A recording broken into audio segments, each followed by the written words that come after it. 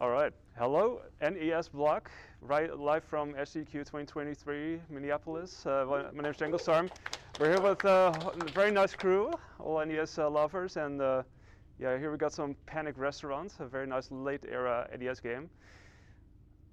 And as the title suggests, it's full of food. And also, there's going to be really hot gems, so there's a lot to enjoy here. And the rest I'll just explain in a run, really. So time is going to start as soon as I gain control of the character, and that's in 3, 2, 1, go! Alright. And we're off. And so is the food. There's a lot of sentient food in this game. And this is the chef Cookie, who found that his restaurant is overrun by all these types of sentient food, and it turns out that the mastermind behind it is Dove, who you know, we have to try and locate. So it's going to be 6 levels of this. It's a pretty straightforward platformer in that sense. This is from Taito. It's got a bit of a classic arcade-ish Taito feel, I think. But there's some cool movement tech along the way, which you'll see here, and some interesting bosses. So this is Popcorn Pete. I just missed the first hit there, that's fine. So yeah, what you try to do there is you try to sort of jump and hit as soon as you can. You can do it from either the left or the right side. I usually do it from the right side just for safety's sake, less chance of getting hit there. Nice, But yeah, clear. Nice clear, indeed. It's a pretty short level.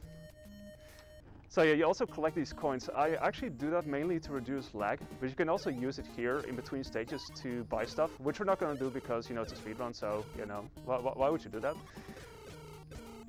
But yeah, but besides hitting the coins, we also try to get rid of all the enemies, and also in order to reduce lag, because everything just produces lag. So in this stage, we actually try to get up here without too much issue, because there's potentially a cycle that we can get here. I'm not sure if, okay, I'm not going to get it. But there's a couple of elevator cycles here, especially in this part. But if I was here quickly enough, I could have gotten there like right away. I could have basically gotten that cycle. It would have saved a couple of seconds, but now I just have to wait, which is fine. So I've got 2 pitas. I'm gonna grab this side of the ladder here so I can deal with that pita a little bit quicker. A couple of cycles here also with the electricity firing from these chandeliers, because that's only what happens in the restaurant. Yeah. Only to the finest. Okay, this is a little bit of where we get some additional lag, but we're gonna try to jump over these onions. I basically try to land on the edge of the platform there so I don't get knockback from them. But yeah, that was that. This is this pan which grants us a bit of invincibility, so it's pretty nice. We just spin around and do further coin collection, and we take care of more enemies. There's a lot of food. They've been putting a lot of thought into this game. So there's quite a few items that you can get. As soon as you get hit, you lose them though, so I try not to have that happen. This spoon is pretty handy for attacking from a little bit further away. Also pretty handy here. We fight, I believe his name is Microwave Mike. Yeah. that would have made sense actually. Microwave would have made sense, yeah, but nice clear, what's clear? Alright. Oh yeah, by the way, the level names don't always correspond with what you actually see on screen. I don't know why, but you could basically call this a breakfast level. I mean, that would have made sense. There's sausages, there's eggs, these what you call they kind of waggle or they walk on the floor or whatever. And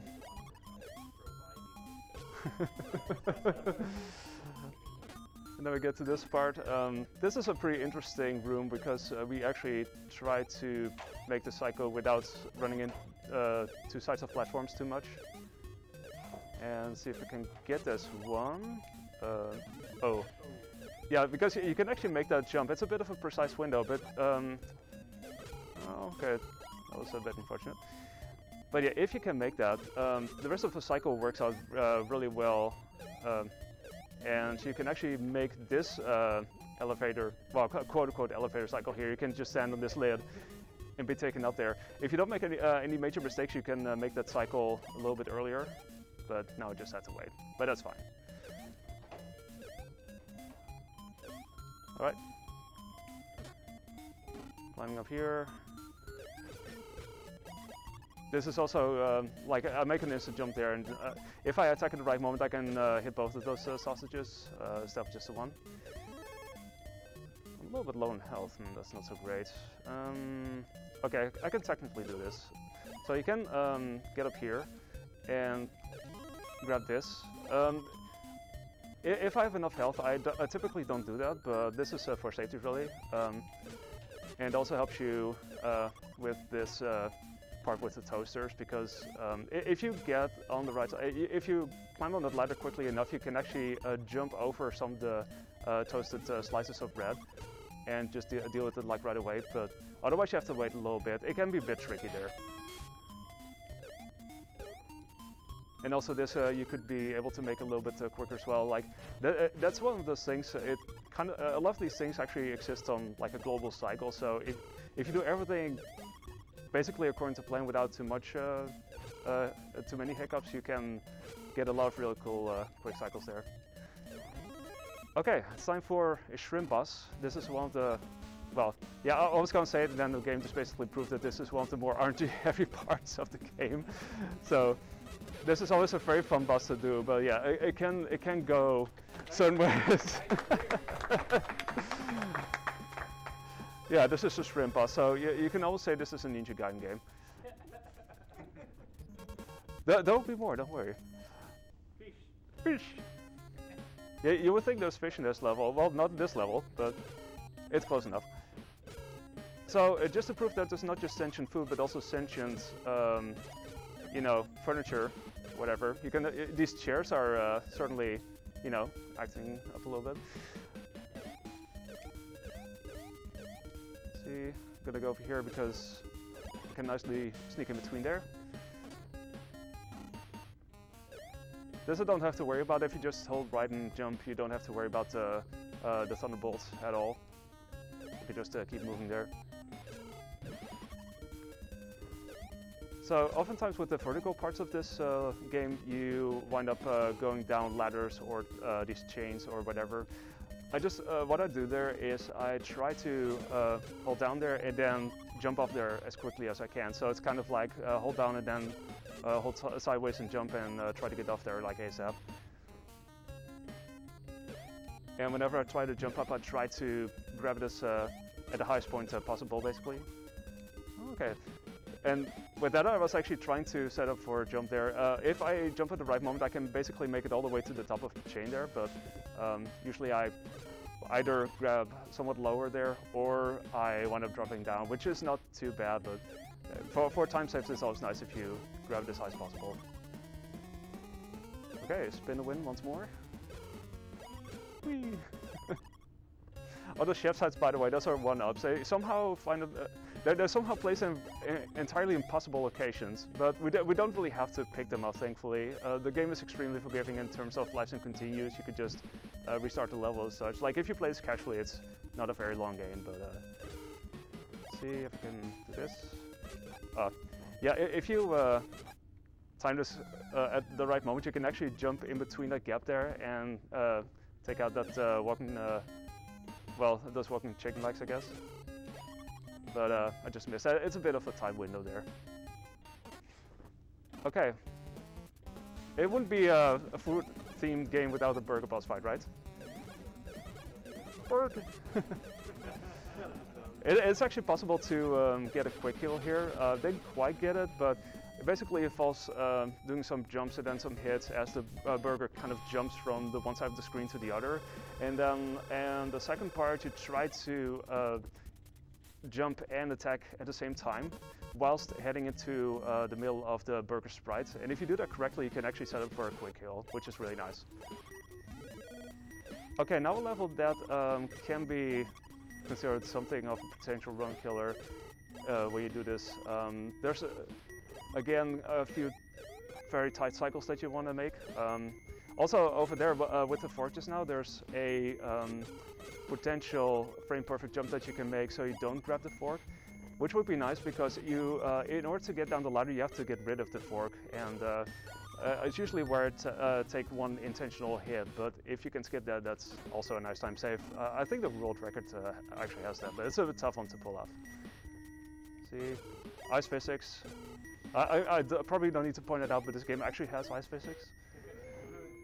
Okay, I just missed that. That's fine. Just gonna do it. Okay, I guess I should just wait. See, it should be fine. Like all of these platforms, they all operate on a cycle. So if you get there without too many issues, then you can make all of those cycles, which is really cool. Okay, up here. See if we can do this. You can actually. Oh, nice! I despawned that enemy. Sad thing is, I was gonna pick up a plate there, which would have made this upcoming boss fight like a lot quicker, but I didn't jump at the right moment, so that was unfortunate.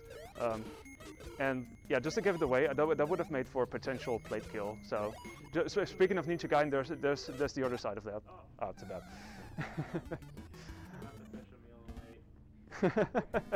Yeah.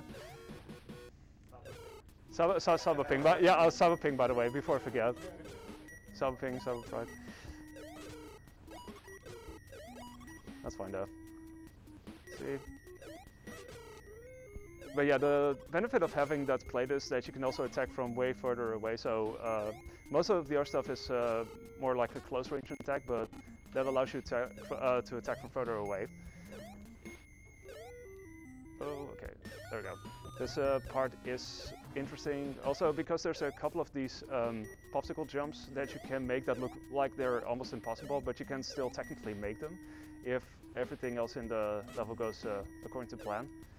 But otherwise, you just wind up having to wait a little bit. Okay, I'm going to grab the spoon at least to make it a little bit easier.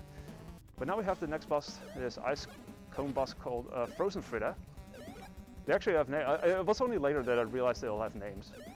But yeah, if you have the plate kill, if you have the plate, you can actually do these attacks from way further away, and you can basically kill this boss as soon as she is on the left side of the screen. Or she's traveling a couple of times, and then as soon as she gets to the left side of the screen, you can do the kill. It's like I think it's 13 hits in total. Nice clear, by the way. Right, and then it's time for the final boss. We're now in the basement. It's a very big basement, and supposedly there's pumpkins and there's waterfalls. It's a pretty big basement. And there's pumpkins, very happy pumpkins. Oh, these fish, by the way, yeah, they can kind of fly or drop down like that in various ways, so you just hope that you don't get hit there. These are the few pumpkins that I don't hit because they don't produce additional lag, so it's fine just keeping them there. Let's see, if I go up here, this is a little bit faster because I believe this is actually despawning one of the enemies that's normally supposed to appear, so that's pretty cool. Okay, that was a really nice toss. So it's a pretty tight window there. If you can make that, you can just keep walking. Otherwise, you have to wait a little bit longer, but it's always nice to get that. Okay. Yeah, it's nice to have the plate here. So yeah, I'm just dropping down as quickly as possible. Yeah, it's still possible that I can get hit by one of those fish, but that's fine. Oh, that one just dropped on me like that. That yeah, absolutely sniped. Yeah, you get to see a lot of the animations there. Let's find out. Yeah, another thing is we have to take this a little bit slower, but that's fine.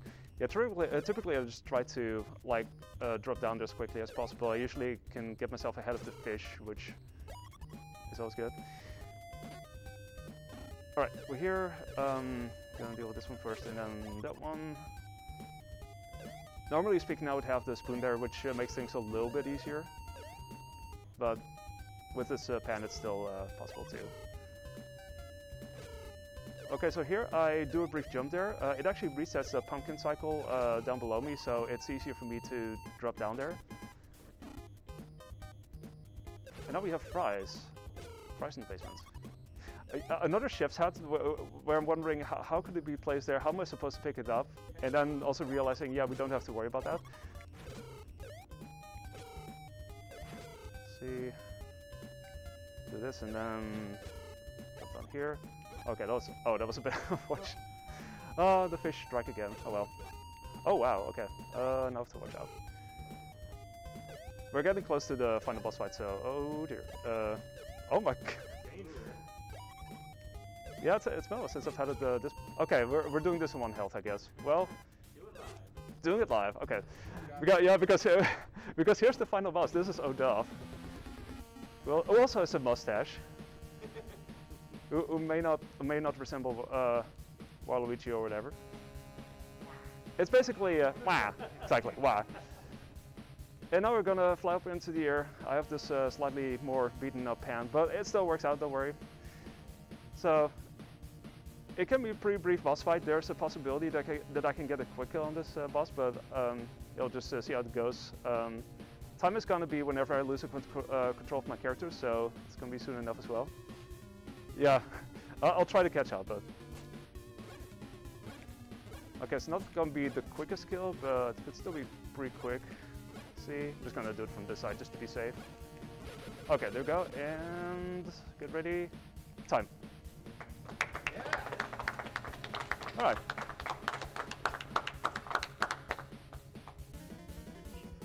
1544. Well, still sub 16. Yeah, there were some really weird deaths, but not too bad. Not too bad. Totally fine. You'll be fine too. Don't worry. You'll still be fine. A pretty big drop, but you know, Cookie survived it like a champ. Yeah, that's a game right there. We have rescued our restaurant. It's now open once again. The end. Hooray. So the funny thing is, there's also a Japanese version of this game, which I think came before this one, because so the boss's name is Odolph, which is kind of like a weird translation from the Japanese, because it's supposed to refer to the dish hors d'oeuvre, but yeah, it came out as Odolph somehow. So yeah, also the Japanese version has a credits sequence that this version doesn't have, but at least it has the gem, so yeah, there's that to be enjoyed. But yeah, that's a game. Hope you all enjoyed. It's always a fun one. I can recommend picking this up. It's a fun speed run. Also casually, cool gems, lots of food, and just some cool movement tech as well. So yeah, enjoy the rest of NES Block. It's gonna be some good stuff coming up. So yeah, enjoy the rest. I'll see ya.